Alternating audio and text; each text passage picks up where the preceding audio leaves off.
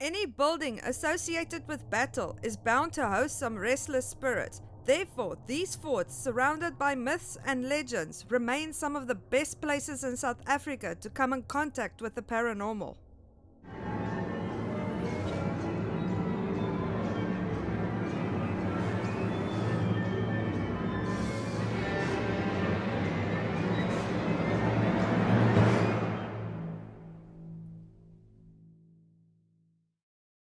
Hello everyone, welcome to Hauntings and History, the show where we discuss hauntings and the histories behind them. If you like this video, don't forget to like and subscribe.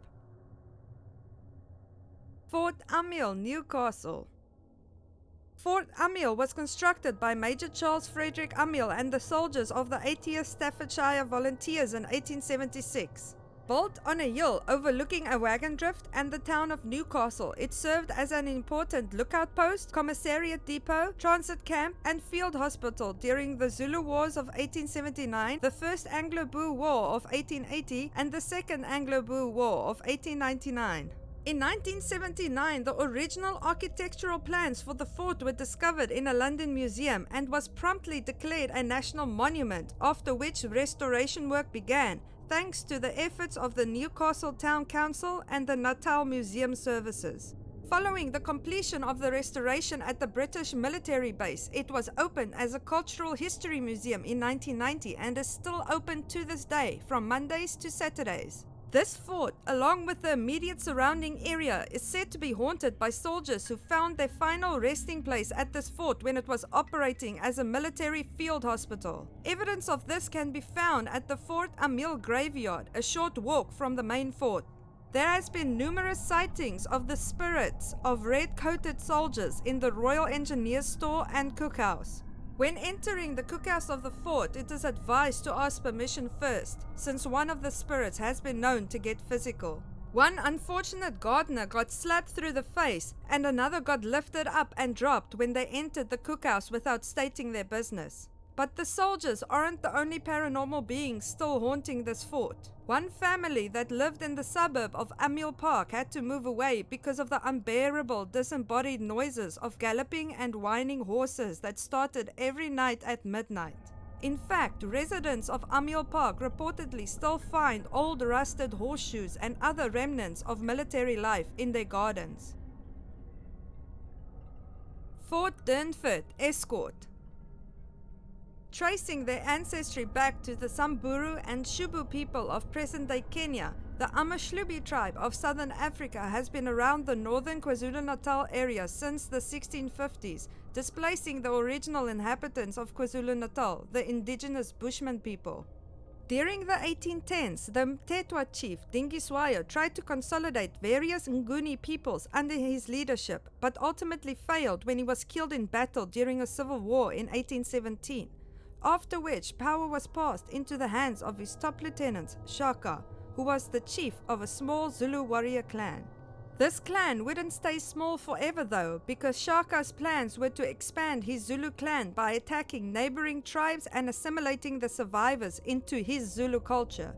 Many of these survivors refused to be assimilated and consequently fled, creating what is now known today as the Great Scattering of African tribes, each fleeing and in the process displacing others. During the early stages of the Great Scattering, the Zulus attacked and looted the Amangwana people, and after being left with no cattle, the Amangwana, instead of getting their cattle back from the Zulus, decided to steal the Amashlubi people's cattle. This would later be a real thorn in the side of the Amashlubi. After Shaka was assassinated by Dungan in 1828, the Amashlubi people returned to their traditional lands in KwaZulu-Natal under the leadership of their chief Mawanga, that was soon slain in battle and replaced by Chief Dlomo. But Dlomo, still being upset at the cattle that was stolen from the Amashlubi by the Zulu people back in 1818, went to Dungan in an attempt to resolve this issue.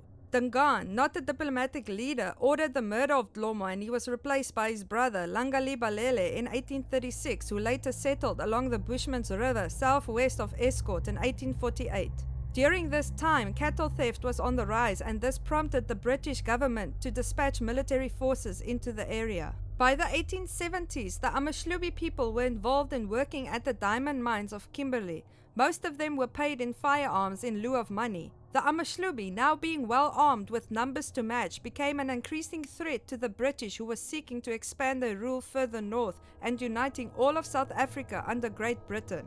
In 1873, colonial authorities of Natal demanded that all firearms be registered. Langalibalele, not taking kindly to this demand, refused, and this resulted in a short but violent skirmish, now known as the LangalibaleleRebellion, that caused the death of many British soldiers.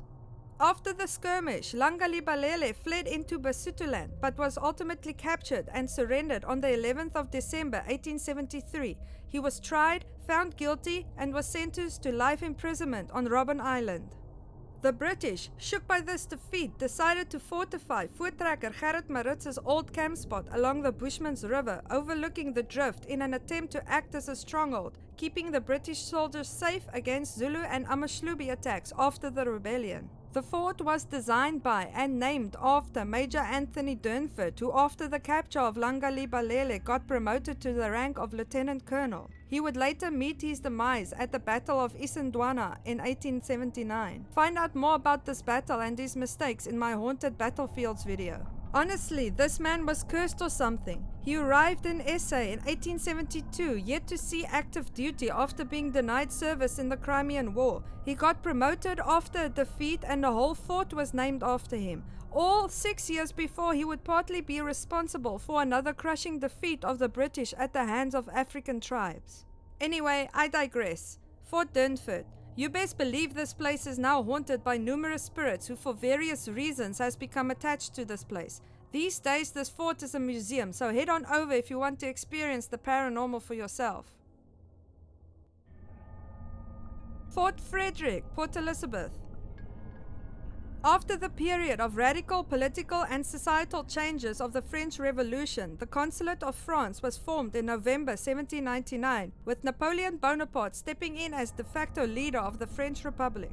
This created tension in the rest of Europe because it threatened the balance of power of the European monarchies.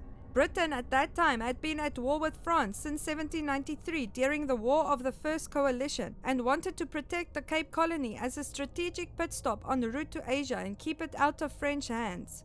Thus, Britain, by this time in charge of the Cape Colony, commissioned the construction of a fort to protect the only safe anchorage point along the East South African coast, Port Elizabeth, at the end of 1799. Fort Frederick, built by British troops on a natural vantage point overlooking the harbour and the Barkens River mouth, was named after the second son of King George III, Prince Frederick, Duke of York and Albany, Commander-in-Chief of the British Army. Troops were stationed at the fort from 1799 to 1868.